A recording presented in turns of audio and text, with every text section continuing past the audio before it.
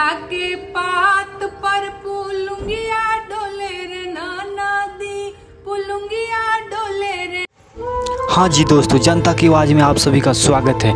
नेहा सिंह राठौर का आप ये गाना सुनना चाहते हैं तो हमारे चैनल को लाइक और सब्सक्राइब जरूर कर दीजिएगा, क्योंकि हम अपने इस चैनल पर हमेशा नेहा सिंह के ही माध्यम से जो भी गाना है आपको सुनवाते हैं। मैं नेहा सिंह के गाना जब भी आता है तो इस चैनल पर हम लेकर आते हैं। नेहा सिंह राठौर अपने पतिदेव के बारे में कुछ बहुत बढ़िया सोहर गाया है, तो फिर आप सभी को आइए नेहा सिंह का बहुत मस्त आवाज़ों में गाना सुनवाते हैं। नेहा सिंह राठौर हर सरकार की गलतियों पर उनका नज़र आता है। जो भी सरकार गलती करे, क्यों ना यूपी में योगी हो या मोदी हो या बिहार में तेजस्वी यादव हो या लालू प्रसाद हो, जो भी गलती किया उन पे अपने गाने के माध्यम से नेहा सिंह राठौर ने हमेशा शिकन कसा है। तो आइए फिर लेट ना करते हुए गाना सुनते हैं।